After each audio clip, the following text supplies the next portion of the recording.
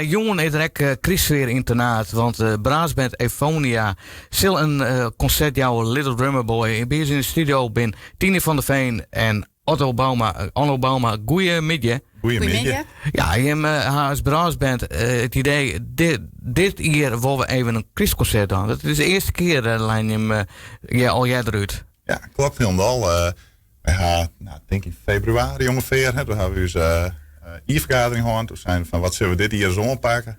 Wat vinden we leuke dingen om te doen? En toen hebben we dus bedacht van, wij gaan een Christconcert doen. Ja. Dat is heel jong plak, vind ik. Je spelen beide in de braasband Euphonia. Wat voor instrument speel je toe? Ik speel hier de cornet. De cornet en? Ja, en ik speel de trombone. De trombone. Ja. Je hebt alle Christnummers op het programma, jongen? Ja. Voor het hoofdzakelijkste gedeelte binnen het Christnummers. Er zit ook nog wel wat oorspel tussen wat gewoon in het verhaal past. Wat net zozeer een Christnummer is.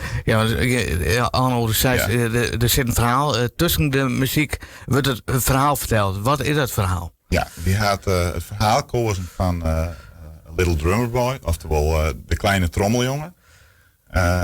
En die leeft in de tijd dat Jezus geboren werd. Dus echt terugbracht naar de geboorte van Jezus Christus.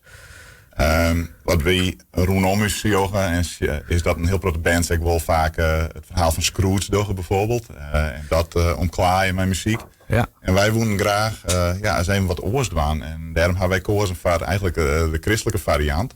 En dan net helemaal het traditionele Christverhaal, maar wel de eigen van de kleine trommeljongen. En daar zit steeds een stukje verhaal. En dan de muziek die weer bij dat deel van het verhaal past. Dus daar sluit het heel mooi op elkaar om. Maar hoeveel man ben je als braasband, Tini? We hebben mijn Santje leden. En is het een beetje het dwarsum die braasband? Inderdaad, dat braasband in de regio wat moeilijk ha. Hoe zit het bij hem? Ja, dat klopt. Dat is bij u eigenlijk precies hetzelfde.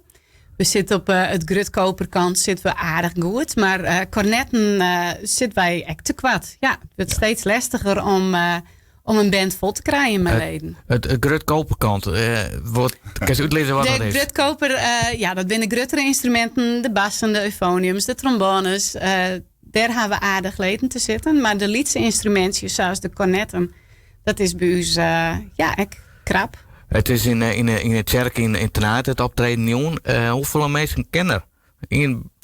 Komen, jongen.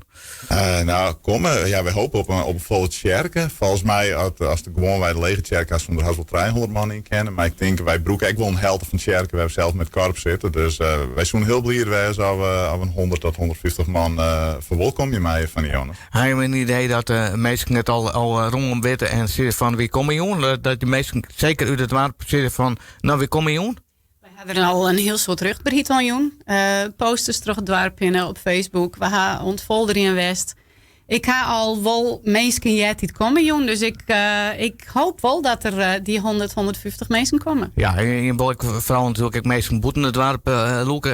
Je hebt nou de kansen per jaar om te zeggen van, waarom moet ze jongen even naar het Tenaat komen om dat Christconcert te hebben? Ja, wat kijkt ook al zijn van het is op zich een heel uniek concept dat we hopen te brengen met beelden, met de vertelster, Nicole van der Bos, met Wier zal dat doen. En de muziek die daar al jaar in elkaar jacket met elkaar en dat in een heel mooi verhaal wordt. En dan in een prachtige onklaarde kerken, sfeervol verjacht en zo. Dus de meesten die als in de crisis weer komen wel, ik denk dat ze dan jong internaat op de goede plek zijn. Ja, hij de oude periode al extra oefenen, repeteerd voor dit speciaal optreden. Nee, wij hebben geen extra repetities die wij hadden gewoon op onze eigen teams die Jan hebben het in mijn corset. Ben je er klaar voor?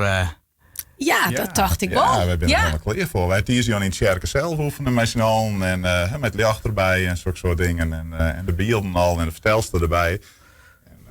Dat wil een heel belangrijk, een generale repetitie voor u is, maar het moet heel goed komen. Wij zijn er klaar voor en we hebben er heel erg zin in.